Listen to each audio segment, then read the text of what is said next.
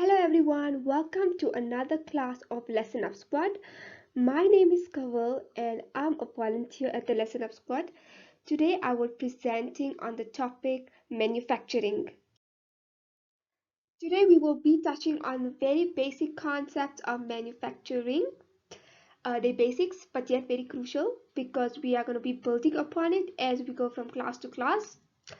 So today we will be talking about the manufacturing process.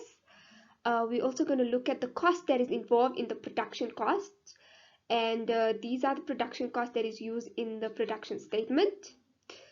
We will distinguish between the prime and factory overhead cost.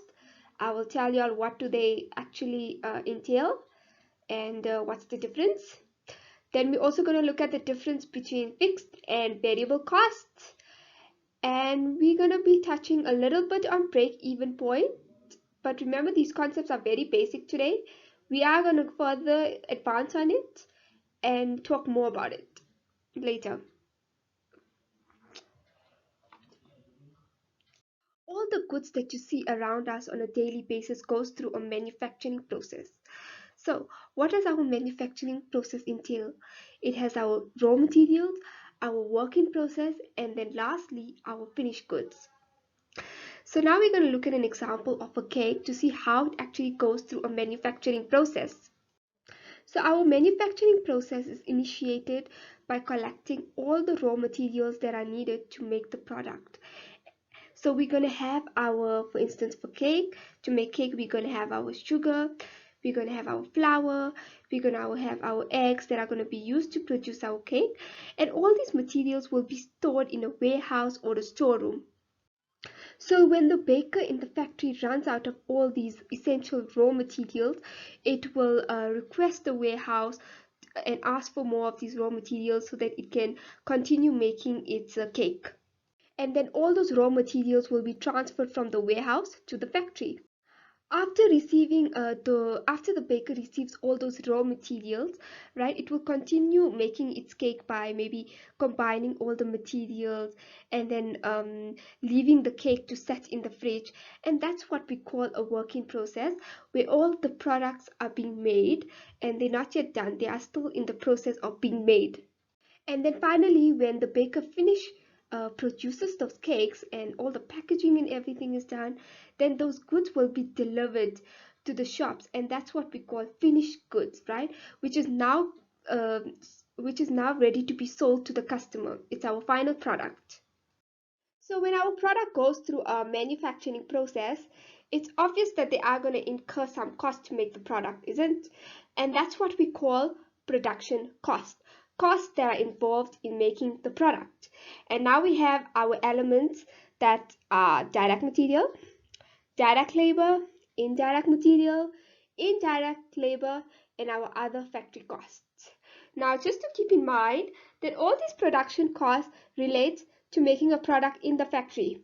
So it has nothing to do with the office cost or with the garden cost or any other cost. It has to do with the cost in the factory.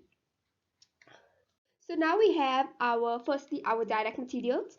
These are materials that are used directly to make our product. They are directly involved to make the product. Without these, we will not be able to make the product. So we have, for instance, our flour, our eggs, our sugar. Now these materials that are used in the cake, without it, we will not be able to make a cake. So that's why it's directly involved. Then direct labors are those that workers that are involved directly in making the product. So for instance, we have our baker that's doing the frosting on the cake, or the one that's baking the cake, the one that's making the cake, or even the one that's doing the packaging of the cake, right? Then we have our indirect materials. Our indirect materials are used in the factory, but not in the manufacturing process, right? So we have our cleaning supplies and our gloves. Yes, they are indeed used in the factory, but they are not used to make the product. Without our cleaning supplies and without our gloves, we will still be able to make the cake, right? Maybe not very effectively, but yes, we will be able to make it. Then we have our indirect labor. These are workers involved at the workplace, but they are not making the product. So we have our manager, our supervisor, who will make sure that everything is managed well in the factory. We have our cleaners, then we have maybe even our security guard that is safeguarding the factory. They're all working inside the factory, but are not working in the manufacturing process. Then we have all other factory costs that are involved in the factory, which is maybe like electricity or maybe even our rent. Right, now just to keep in mind that direct material plus direct labor equals to prime cost, and indirect material plus indirect labor plus all our other factory costs equals to factory overhead. And now all these elements of production cost are actually all written down in the production statement, which we will deal with it later. Okay, but it's basically just like a summary to say that these are all the costs involved, which is all of these elements. Now all the production costs that are involved in making the product which is direct labor, direct material, indirect material, and other factory costs. These costs can either be our fixed or our variable cost. Now let's keep in mind that fixed and variable cost has nothing to do with the production cost that is included in the production statement. That is separate. Fixed and variable cost is actually used to calculate the break-even point, which I will discuss later in the slides as we go on. But for now, let us get familiar with the fixed cost and variable cost concepts. So fixed cost is a cost that does not change. No matter how many quantities are produced, the cost will still stay the same. Let's look at an example of rent. So for instance, the owner cannot produce any products for a month, and maybe that's because the employees are gone on strike and they refuse to produce produce the units of production in the factory. So in that case, the employee will still have to pay the rent because it occupies the premises with its equipment and machinery. So irrespective of how many units are produced or whether no units are produced, the owner will still have to pay the rent. Or let's look at salary of employees. Whether the owner decides that, you know what, this month we're going to have an increased production of 60 units, or we're only going to produce 40 units in the month, that does not matter. The salary of the employees will still remain the same. Even administration cost that is also under fixed cost. This is all the cost, the office cost involved that does all the accounting and the admin work. So we have not maybe, we have our salary of our admin staff, or we have the rent of our office, or the stationery supply in the office. Now let's look at variable cost. Variable cost is the cost that changes depending on the number of units produced. So it's the complete opposite of fixed cost, right? The cost will change. So as more units are produced, the cost increases, and as less units are produced, the cost will decrease. Right. So now let's look at an example of electricity. So the more units are produced, obviously the more electrical equipment will be required to produce the product, and obviously the more electrical cost will incur to the company or to the owner. Even our direct material, the more material that is going to be used to produce the product, the more, because of the demand of producing more units, the more material will be required, and thus our cost will increase.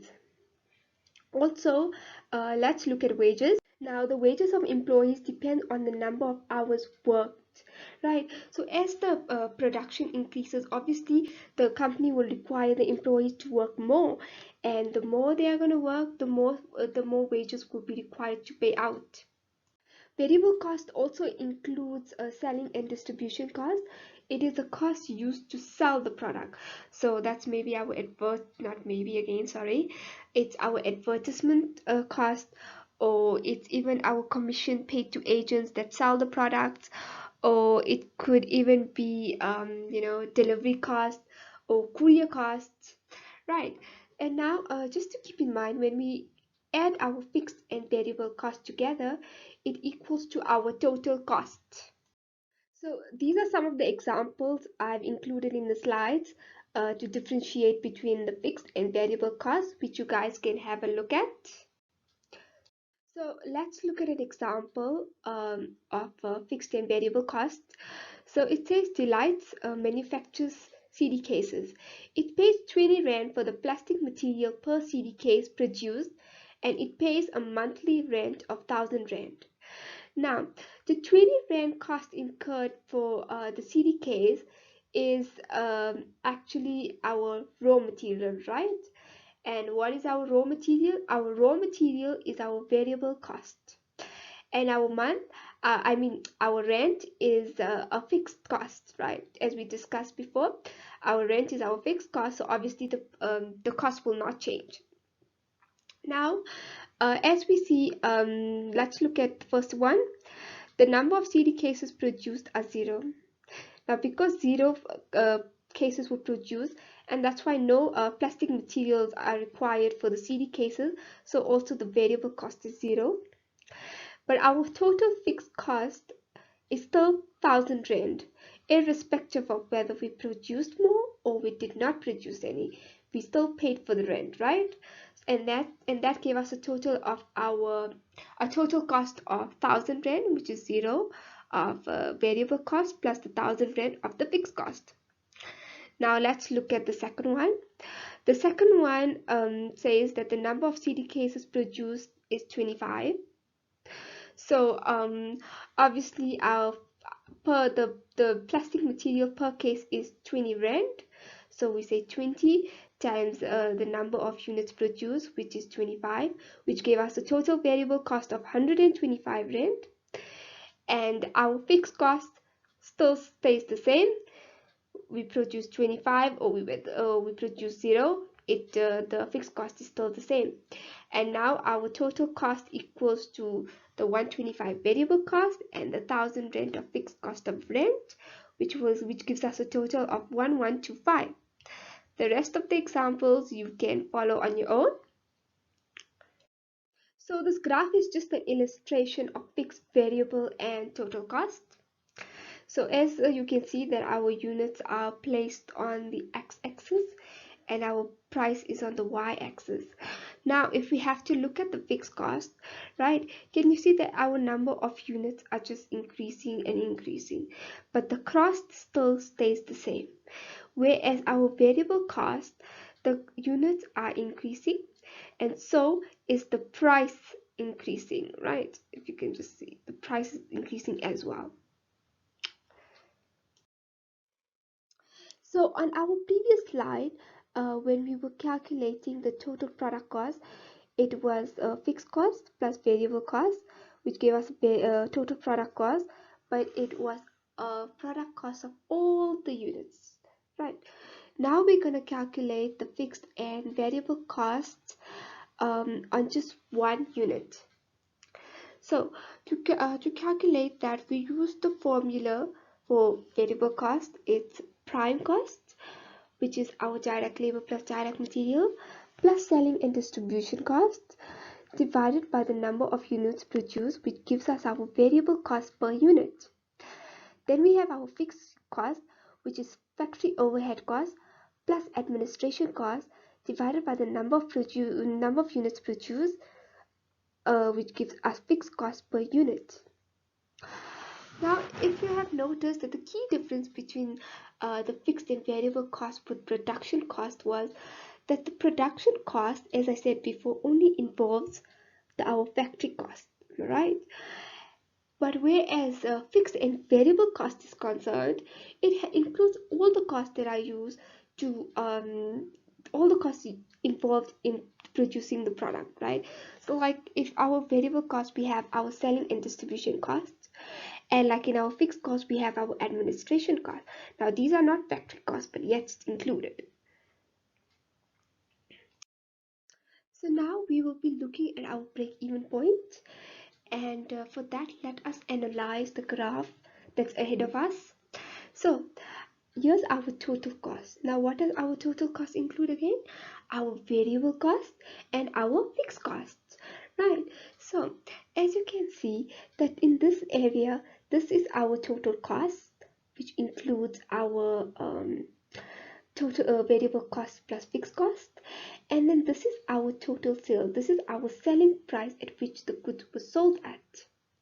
So can you see that here we have our loss area, then we have a break even point, and here we have a profit area. So a loss area is basically when our cost is more than our income. So if you can see that our cost, our sales lies around somewhere here, right? While our cost is around here. So our cost is actually higher than our sales taking place, and that's why we are facing a loss here. Whereas if you look at the profit area, our total cost is less than our total sales, right?